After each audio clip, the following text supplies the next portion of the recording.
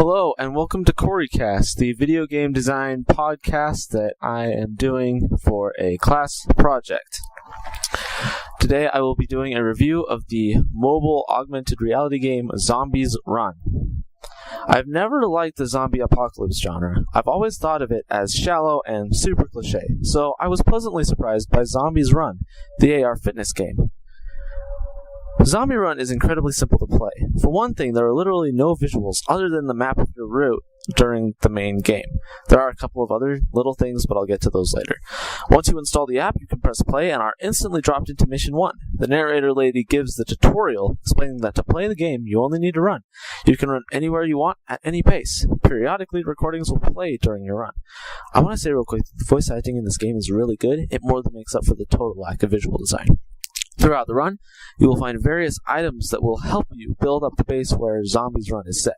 You don't find things as much as get told by the narrator that you've collected them, and being told that I had a bottle of water when I really didn't only made me feel more tired and dehydrated during the run. One of Zombies Run's finest features, however, is Chase Mode. While enabled, Chase Mode will randomly create zombie hordes that chase you for some time. If you can speed up and maintain that pace for the entire chase, you will evade the zombies. If not, the zombies take the items you worked so hard to find and collect. To be fair, there isn't really any other way to punish players who are sluggish, but actual consequences would have been nice in this game. Back to the recordings, though. Those are basically just clips of the characters talking to you. They help to progress the story and help fill you in on the events going on at the base before you got there and as they're happening. There's a lot of stuff that's really good about this game. Chase Mode, which I detailed above, for instance. The story in this game is also really good, thanks to the excellent voice acting and sound design. I can't think of a game where I connected the characters in it faster than I did in this one. Additionally, the story is filled with surprises and intrigue. It gets campy at times, like at the very beginning when you're in a helicopter that gets shot down with a rocket launcher for no apparent reason, and somehow you survive. But altogether, the story is well done. Airdrop mode is also very cool, where an item kit is spawned at a random location in the real world, and you need to run there and collect it. It's a great way to shake up the action between story missions, and I really like the challenge of navigating my neighborhood quickly to get to the airdrop point.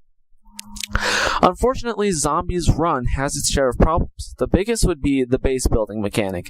Remember those items I mentioned earlier and the way you collect them? Those are for building the base. You need them to upgrade buildings and such. Even if you max out your base, though, nothing really happens. The items in base building do not affect the story or gameplay at all. The only reason they are in the game at all is to make the zombies seem like a threat. These mechanics felt very detached from the rest of the game and really didn't fit in with it. They just lacked the amount of polish that the main game had, and they just weren't fun. Additionally, the characters tell you to run faster throughout missions because there's zombies chasing you in the mission, according to the story, but you don't really need to. And unfortunately, this caused great confusion because the player really does need to run faster during actual zombie chases, but during the story when zombies are chasing you, you really don't. It's confusing, and that's a problem. But all things considered, I give Zombies Run a 7 out of 10. It could be much better, but is an interesting idea that was executed effectively. As for AR itself, we've already come a very long way, and we definitely have so much more to uncover in this field.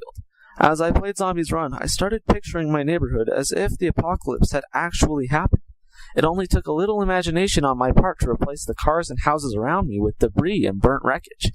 I expect that there could be many more games that use AR the way Zombies Run did by simply playing audio clips to the player. Maybe a headset could even be incorporated to overlay actual enemies and terrain changes into the physical world. Maybe a base builder where you build your base by moving between physical points, carrying virtual supplies, could happen. I mean, that basically solves the base builder problem in Zombies Run. A tower defense game where you actually run between the towers to maintain them and keep them working would be really, really cool. If that had been a part of the gameplay in Zombies Run, I would have enjoyed it a lot better, and it would have been a much better game. In the end, I expect AR to make incredible advances over the next few years. There is so much potential in this field. There is so much that can be done with locations, and again with camera overlays. And I am very excited to see the games that will result from these advances in augmented reality. Until next time, this is CoreyCast signing out. Thank you.